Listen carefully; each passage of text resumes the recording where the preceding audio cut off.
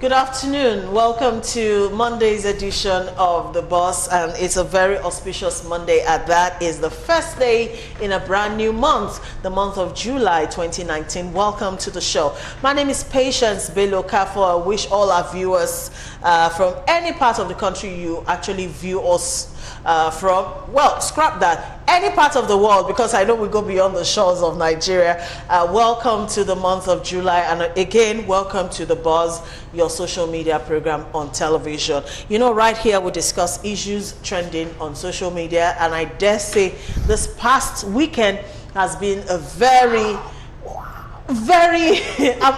I'm looking for the right word.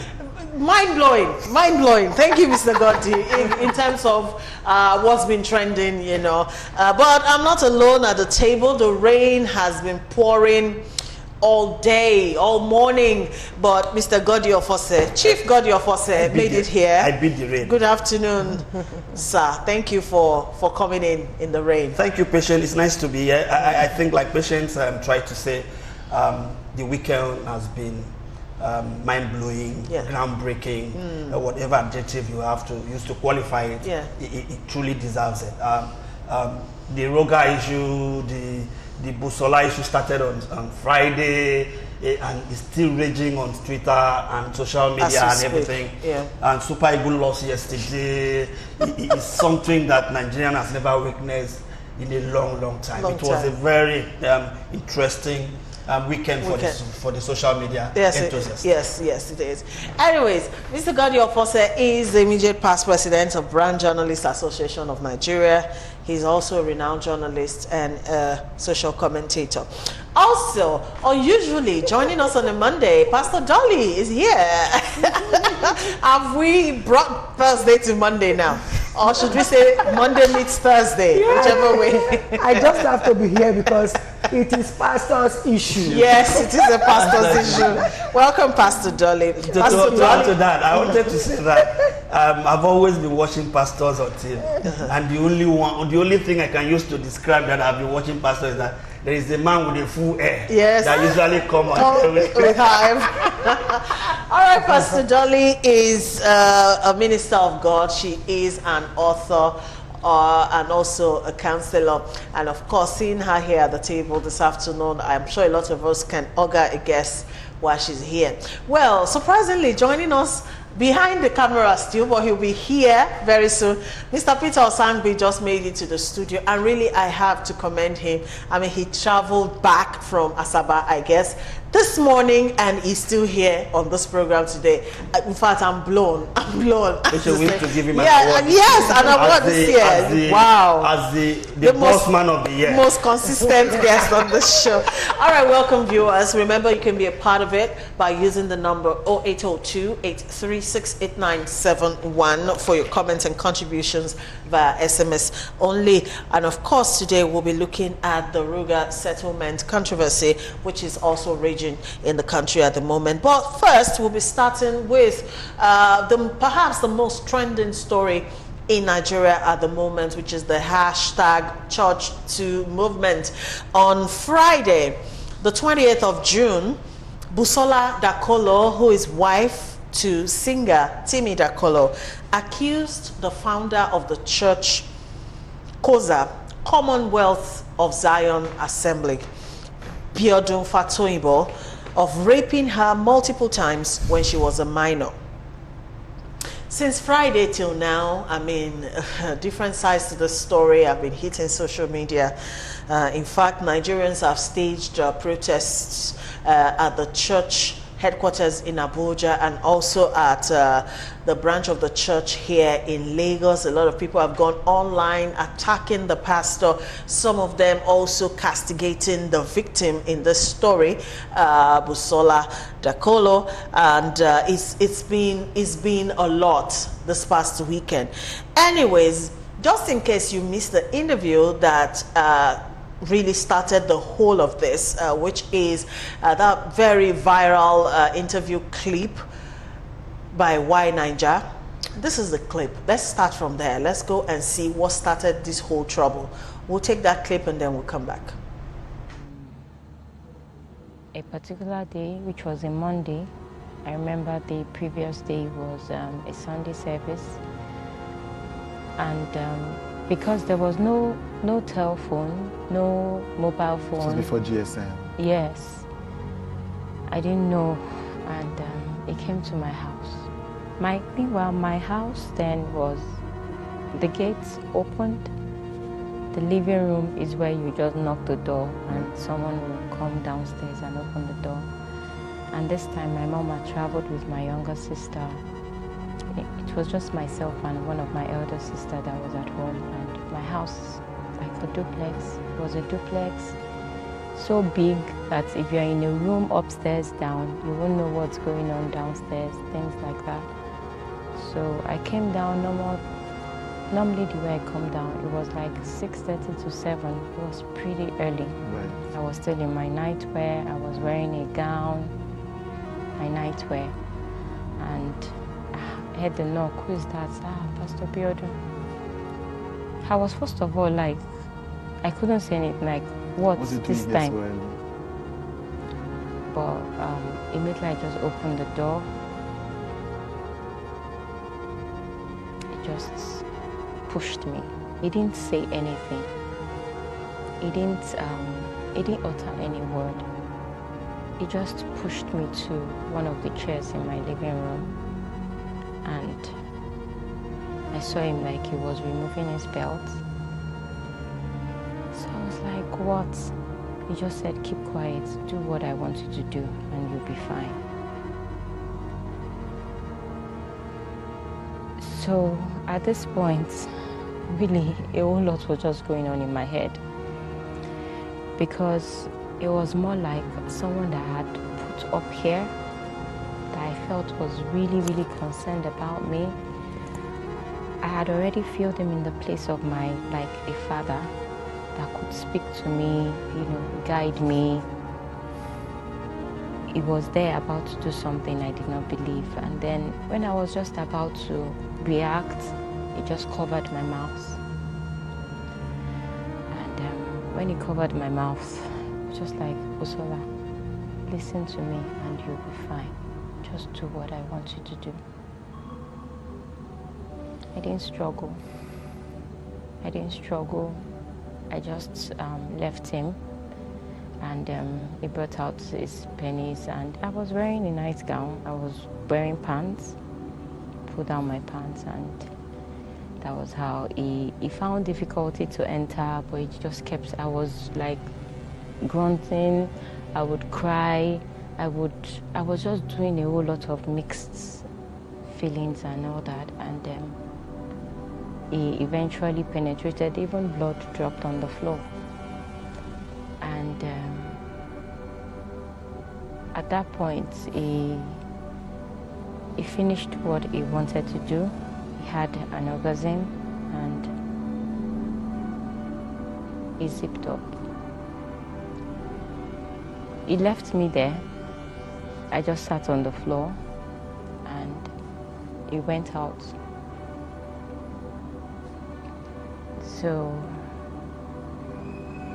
when he went out, sorry, just hold on a minute. Take your time. Take your time. Take your time.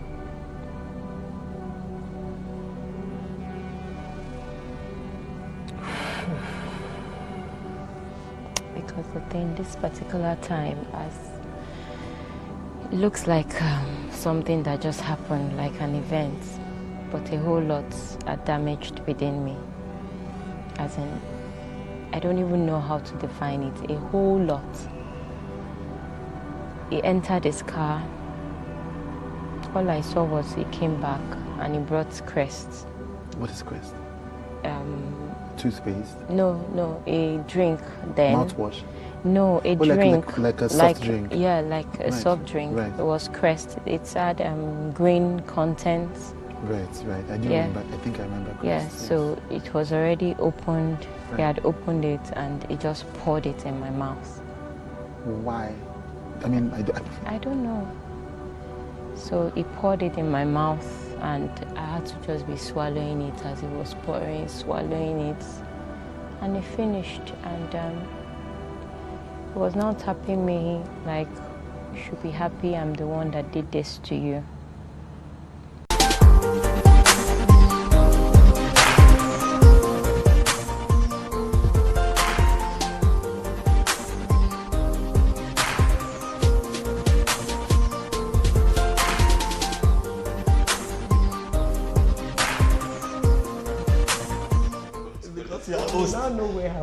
All right, welcome back. Quite a longish clip there, but we had to play that clip, you know, to set the tone for the discussion this afternoon. Once again, before we go on, let me quickly introduce Mr. Peter Osangbe, who just came into the studio.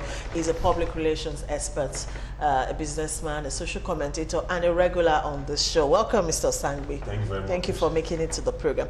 All right, we've just seen what started the whole trouble over the weekend, but quickly, an update to this story, just breaking this this morning, almost this afternoon, following calls for the Koza pastor Biodun Fatoyinbo to step down as leader of his church after being accused of raping a minor. Well, the embattled pastor has actually stepped down. He has stepped down and he has revealed he will be taking a leave of absence from the pulpit of the church, and that is breaking right now, you know. So, but let's talk. These allegations, you know, this is actually the third time someone would come out and actually accuse this same pastor of the same crime, which is rape. First of all, let me ask, as a human being, this kind of allegation going to someone whom is supposed to be seen as a morally upright individual in the society, how did you receive the news in the first instance? Shocking, shocking. Not just a pastor, a rape, even if you are a pagan, you are an atheist, you are not expected to engage in such acts. It's only in my village when I was growing up, when something like that happened, you are termed a madman forever. They will see you as a madman because it's not something that a normal human being should do, let alone a man of God, a pastor. As at that time, when the rape took place, he was already a pastor, according to the report and the rest of it. Sure. And the lady in question was just finished her WAEC and the rest of it. So when you look at it, it's something that is despicable. It shouldn't happen in a sane world. And by all means, the man in question, the accuser, is an handsome man. Is a wealthy man. Is a man in the street parlance that every woman will want to have, right? For him to conceive that in his mind, I expected him. I expect that he's older now. At that time, he was even more handsome. He was even more attractive. Maybe from what he looks now. You know, when a man grows old, those attributes begin to fade. So what are you trying to say? What I'm saying is that for him to have done that, for him to, if he has done that, that is despicable. Because I don't think the way his look would not, any woman he talks to, if he talks to 10 women, at least 5 will say yes. Okay, so he didn't need to. He didn't need, if let us, I won't say, because it's an allegation, if allegation is true, he didn't need it at all. Have resorted to rape. Okay, now, this whole debate for and against, you know, the pastor and all of that, you are a pastor, but sadly, a lot of pastors in Nigeria have kept mute on this issue, which is quite surprising because you'd expect, you know, people of the men of the robe like him, you know, should actually speak up, whether for him or against him. Why do we have this lull, you know, on this issue? Well, the way every other normal pastor will see him is like he's a general that is wounded. Wounded general. Okay. And if you have an army, your general is wounded, you don't have to kill him. Correct. The best you could have done is to call him one-on-one and talk to him. I believe some great men of God would have called him and asked him. A case like this happened so many years ago in Benin City. You understand? In that case, the pastor killed the wife, and he didn't do it, he did it, he was arguing, he didn't do it. The late Archbishop Idahosa called him and asked him, look to me to my eyes and tell me, did you do it? And he was scared. If I say no, something could happen. He admitted, I did it. And that was what solved that situation. The Archbishop called the family of the woman and told them the truth and handled the whole issue. But to the people outside of the law. Outside of the law. Okay. Yes, outside of the law, the people were able to resolve it with this man. You understand? It was not like a deliberate act anyway. So why I'm saying this is that for us to think that pastors are not talking, I think would be very wrong to say that. I believe there are pastors that are talking. And what we also hear, maybe not in public. Maybe not in public. And what we're also hearing here is an allegation. It's not as if he was caught in the very act. And he has come out to say, I didn't rape him. You understand? But I never said that. He didn't say he didn't rape her. He said, I never raped anyone. He said, I am not a rapist. No, there's a difference. There is a difference. He said, I never raped her. Please, can we read that very well? Sorry. Yes. He said that, I never raped anyone. I never raped anyone, even as unbeliever. He didn't say I didn't rape her. No. Different statement. No, they are for me. They are not. They are not. This one is inside the statement he made. Go ahead. It's inside the statement he made. Yes, it envelops it. So for us to now try him on social media, judge him on social media, go to his church to demonstrate. I think it was like anything that patience. I'm still talking patience. You think it was wrong? Nigerians protested. Nigerians should talk. People should talk. Do you think it was patience. Wrong? There was a protest. Patience. I am near, like you were, near raped a victim twice. One by my pastor. When I was a minor as well, I was in the secondary school. And the other one was by my teacher. But in my own case, I am not the keep it quiet child. The very day it happened, I ran to my eldest brother, I told him. That pastor, that same day, was taken away from that very church. I didn't keep quiet, I came out. And when my school teacher did it, my school teacher's one was that he warned me, if you're going, because then I was in the body house, 2 times it happened. I was in my final year actually in the secondary school. And my school teacher told me, there is a short path we pass to where we eat, to the dining. Dolly, don't go through this part alone, otherwise I'm going to rape you. After several advances he made on me, I'm going to rape you. And I went back to tell the boys of the school. This teacher said he wants to rape me, and they helped me to take care of him. Yes, to stop him from raping me. I will always cry out. A question. Pastor Dolly, while talking earlier, says, as a pastor, she would view Pastor Fatoyinbo as a wounded general. Now, if an ordinary Nigerian, excuse the use of that word ordinary, because everybody is important, but you know what I mean by that, who is not a pastor, should commit rape, should we look at that person as a wounded individual, as against allowing the law to take its course? Yeah, but he's saying the law. I've not said no patience. Let me finish what I'm saying. I never said that. She didn't say it yet. Neither have the pastors said it. Okay. Now I align my thoughts with what CAN, Christian Association of Nigeria, had said to respond to your question. That they condemn rape in all his entirety. Everybody. And that they should allow the full decision of the law to take its course. However, if this fellow did it, it is despicable. Yes. Now, I tell you what, dogs don't eat dogs. What she had said here is what any reasonable man, and indeed any reasonable man of God, and indeed a pastor should do. Okay. Reach out to the fellow in all honesty, so that they know where to come in, because the society looks up to you as a priest, as a pastor, for moral guidance, and here are you are failing them. Therefore, they all have a responsibility. In fact, every pastor now is on trial, whether you like it or not. Exactly. The reason is that what touches A touches B, because the perception of pastors now are people who are being deceitful. If this fellow can be like that, who says you cannot? But I tell you what, I sympathize greatly with the girl who has accused the pastor of raping. If it is true. If it is true, I sympathize with her. initially there were some loopholes, you know. In the story. In the story. See, I'm a historian. And in doing analysis. What are the loopholes? No, well, it would be unfair to begin to... Let us look at it. Okay, take for instance. The fellow came in the morning and you said your mother wasn't around, your sister had gone to market by 6 a.m. No. Hold on. The mother traveled with the sister. But what she said they went to market, whatever. And then it's a big house and people were upstairs. One person was upstairs. I have to clarify as one person was upstairs. Hold on, I don't put up defense. One person was upstairs. I'm not putting up a defense, I'm just making it clear. Hold on, one person was upstairs and this very wonderful pastor came in, pushed her down and raped her, a virgin. Excuse me, we've seen virgins.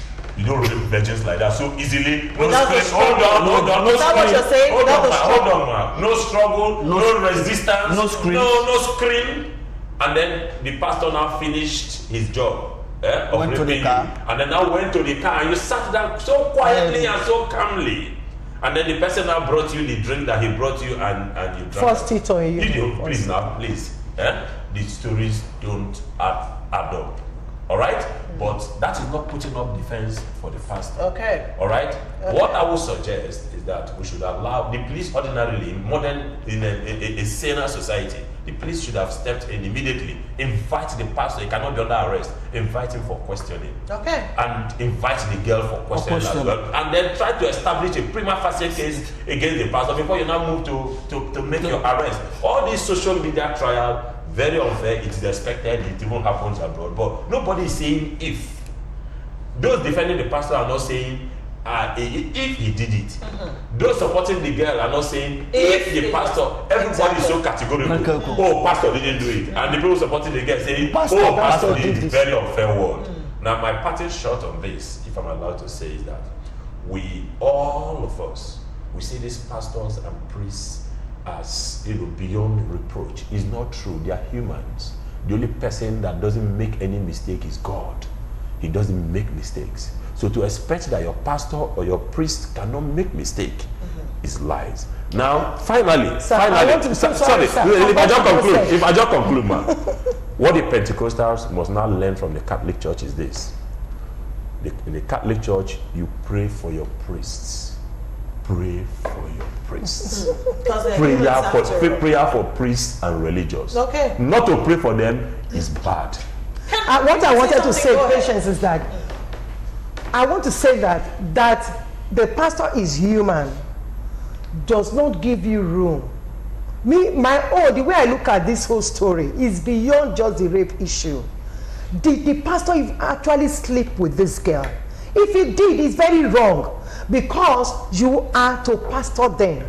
You are not to destroy them, because this is what you are preaching against. But they are not perfect. That is, and that's why our Lord Jesus Christ established the Paternoster, our Father. Lead us not into temptation. I know they are not perfect, sir. Yes. But if one person is coming out, a second person is coming out, a third person is coming out, because you use the word mistake, it's no more mistake, it's deliberate act. He has to pray, because I believe, like I was telling my son at home, the reason why this thing came to the public, if it is true, this God that we serve, he speaks to us. That is the difference between the God we serve and what others call gods. Because I speak to us. When we are doing what is wrong, he will come after us. He will warn us. He will talk to us. He will try to restrain us. Stop this thing you are doing. It is whereby you refuse that we allow you to destroy yourself. Okay. So if it is true, this man must have been hearing from God. This thing you are doing is wrong. Stop it. It is because there is no stop. Pastor Dan brought this up about the protest. Was it wrong that Nigerians, in whatever they believed in, came together and protested? It was premature. Premature. Very premature. Very premature. Not wrong, but very. Let me hear one at a time. Okay. The argument is this: very premature. Meaning, see the circumstance. I can now meet her. She was my teacher, for instance. Oh, she was 20 years ago.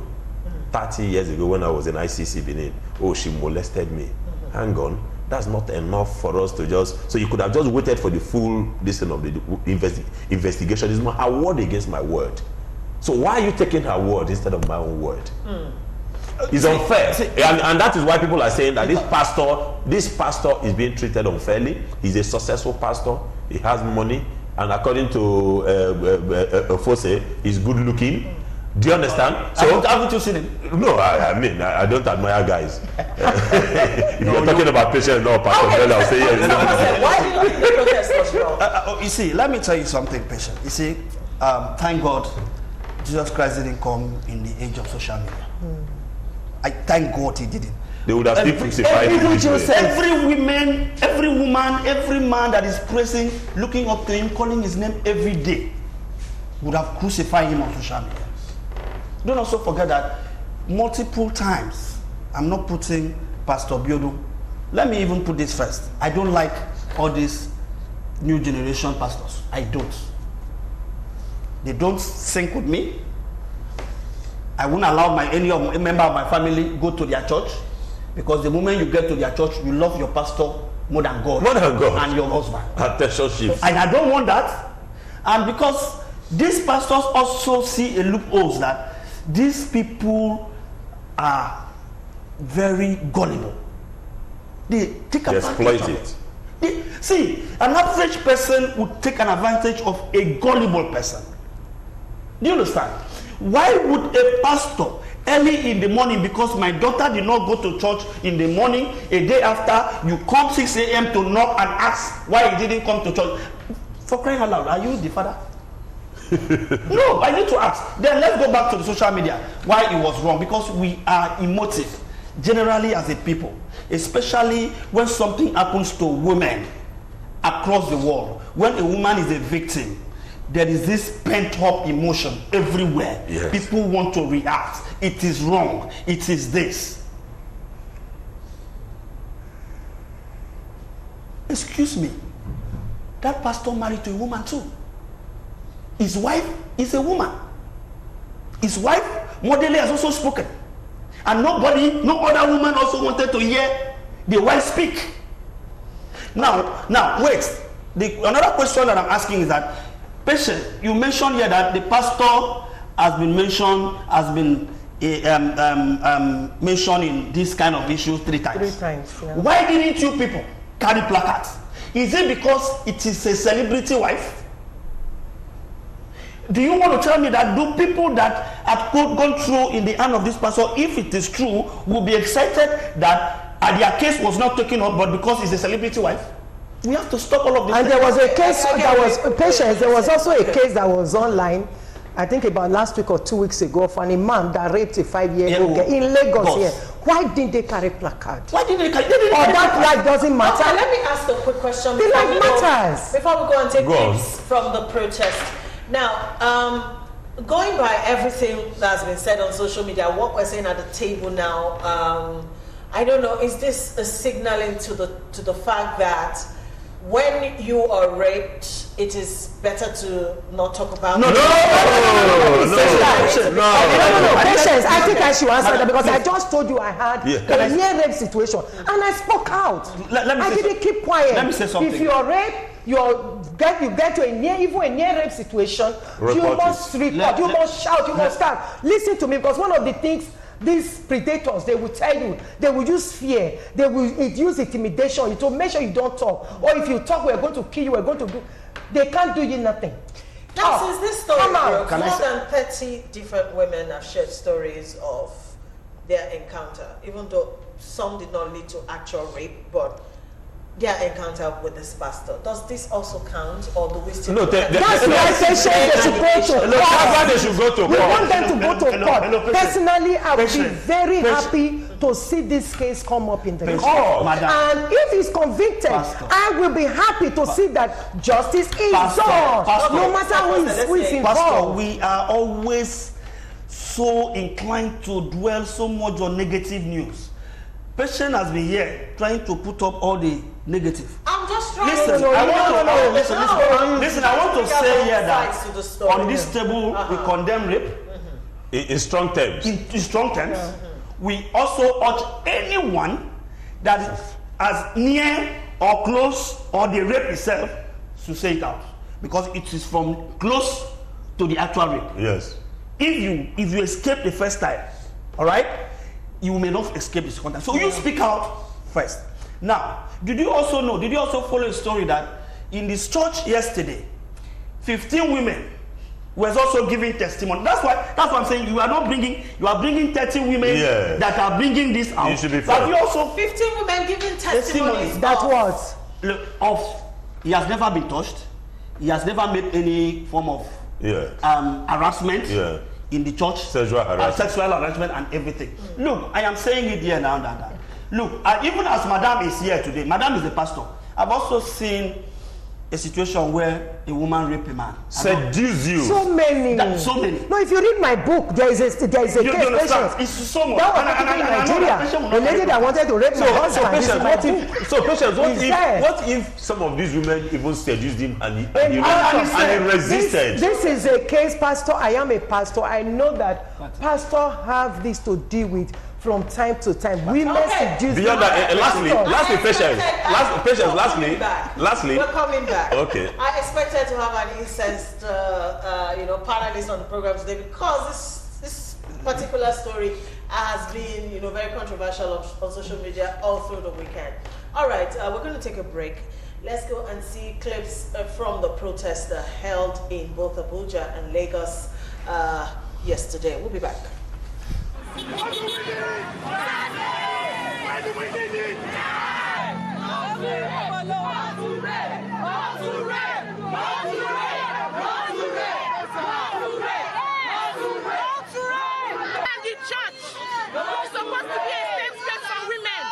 letting nonsense happen.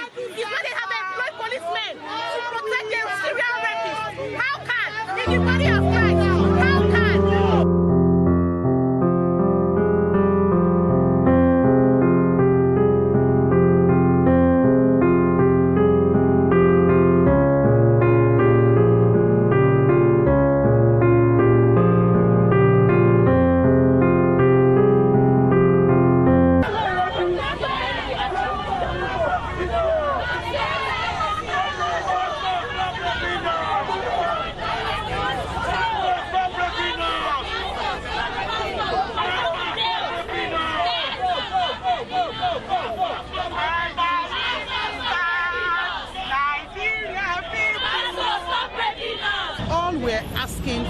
Is that he steps down, let there be an independent and thorough investigation. I am a Christian. This is an embarrassment to the body of Christ. Now we're saying that let there be an investigation. There is an allegation. Let there be an investigation. All we ask, step down and let there be a thorough and an independent investigation. That's all we ask. We are not happy with what happened. We're standing solidarity with Busola Dakolo and all the survivors in this country that has been harassed and been molested, the people that they trust, and most especially it's sad that this is happening in the Church of God. And it's a pity that we don't have church leaders, gospel artists speaking out, because people need to condemn this, right? And what we're doing here is to tell people that this is just the beginning of what we're doing, right? And we'll continue and make sure that justice is served for us. It's too many. It's 1 out of 10 that has just spoken up. We have been hearing a series of testimonies about Pastor Biodun Fatoyinbo. And I said there will be a record of the scapegoat. Pastor Biodun Fatoyinbo is going to be the scapegoat to other irresponsible men that call themselves men of God, which mouth and stomach has called not the real anointing of God. Because it is written in the Bible, many are called, few are chosen. Yes, and on the judgment day, it will start from the altar. So the real pastor, the real men of God, worship the God in truth and spirit. Yes. We want justice. Why are we here? We want justice. Why are we here? We want justice. Why are we here? We want justice. Why are we here? We want justice. Why are we here? We want justice. Why are we here? We want justice. Why are we here? We want justice. Why are we here? We want justice. Why are we here? We want justice. Careful. This is going to be a revolution. If anything happens to anybody here, this is going to be a revolution. I am warning. The Nigerian police should be very careful. The church has to be very, very careful. They will stand up, but be calm. If anything happens to anybody here, it's going to be a revolution. Your power will not be able to do it. President Buhari will be involved. I swear to Almighty God. Be careful. Be careful. BBC is here. Research is here. CNN is here. I am begging the church community to be calm and be careful. The church must be what? Free. The church must be what? Free. The church must be free. Because the church must be free of sexual harassment. Yes. The church the church must be what? Respect women. Now the pastors around.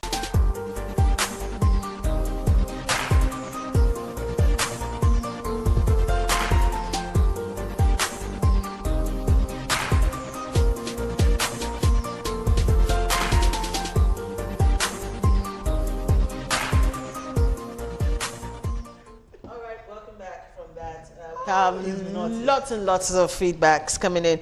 All right, this one says, my question is this: did the pastor sleep with the girl in that house or not? Hearing the story, it's yes, but he confused the girl with sweet words. Human beings are not equal. Being celebrity isn't the issue, but the sympathy that followed. This isn't the first time people are protesting in support of rape victims. This other one says, good morning all. Please, we have to be careful in judging people. Sometimes accusations like this are framed. Why come in at this time? Let's assume he was not born again then.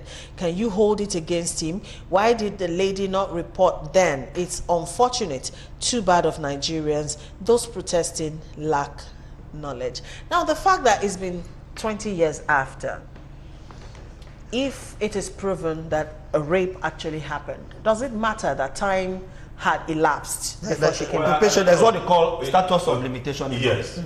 It's well stated. When the only time the status of limitation can be suspended is when you've started the case in a wrong court. Before you get, they have to ask you to go and start again, but you will not apply. But in this case, I need to read some. I need to take some. 20 years for a state authority to bring illegal actions to recover a land. 12 years to make any claim arising from deceased personal estate. If after 4 years you cannot institute it. 2 years to recover any damage against concurrent wrongdoing under any civil liability enactment. Then 3 years. 3 years. After 3 years, to file a claim to damage arising from slander. Okay. Nuisance, breach of duties. How about rape? Anything on rape? That's where this covers it. Okay. All right. Pastor Dolly. Well, I want to say that, like you said, if proven guilty, it's never too late. Whenever justice is served, justice is served. But my own take is that let these people involved go to court. Okay. The witnesses they have, bring them out. Let them go to court. Take it out of social media. Take it out of the streets and take it to the court. If he's found guilty, let him face the music. Okay. Let us not kill him before he's found guilty, before he's even tried. Okay. All right, Mr. Simon. Nothing to say other than I share her thoughts on this. Okay. Now, of course, I announced the update to the story that the pastor has now stepped down as, you know, the senior pastor of the church while this matter is being investigated. Is this the best move? That's the right thing to do. It's the right thing to do too. Also, please let us know that that church is the personal business of the pastor. Who is still signing the check, who is still seeing the money. It's not just about stepping down, not mounting the pulpit. For me, I feel that we should follow this story to the logical conclusions. And also, I want to advise Nigerians to be more logic than emotions. Okay. All right. Well, quickly again, the update to the story is that the Koza pastor Biodun Fatoyinbo has stepped down as leader of his church, and he announced this on his official Instagram account, and he said he came to this conclusion after praying and seeking spiritual counsel from the church leaders around the world. Also, 24 public interest lawyers under the aegis of the Coalition of Public Interest Lawyers and Advocates, COPA.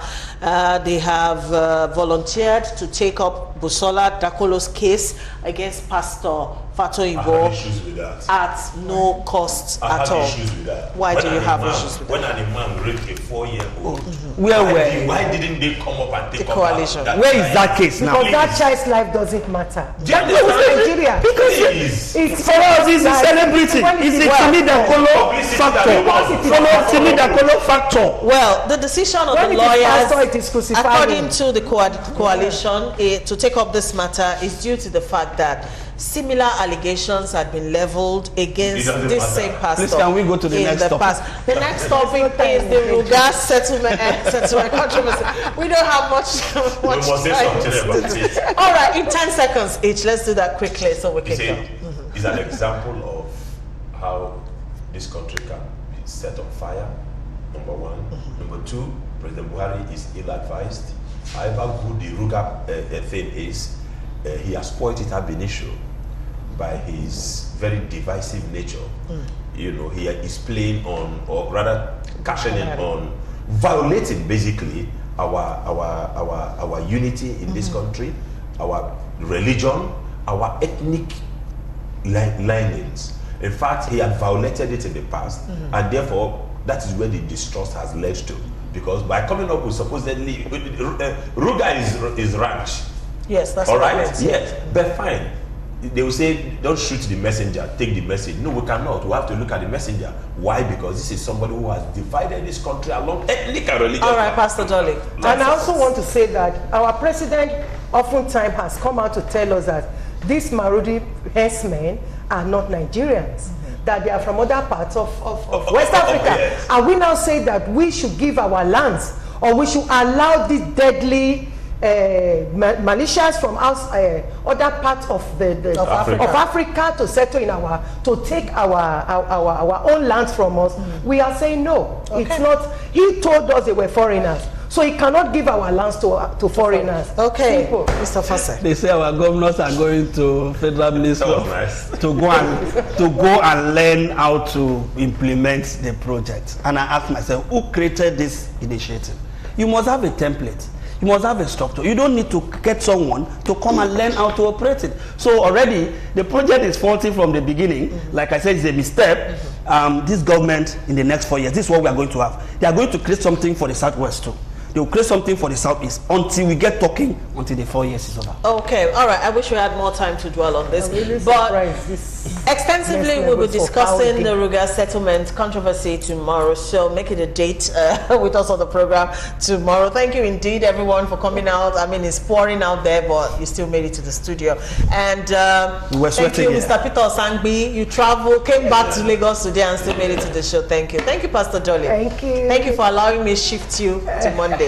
Thank you, Mr. Fosse, for this. And of course, Akobunga Nikayode Balogun is behind the camera. Finally, he made it. I made him a tenant today. I made him a tenant today, so I'm the landlord from today. Welcome, sir. Sorry about the rain and the traffic. All right, guys, we'll see you tomorrow. All right, let's be good to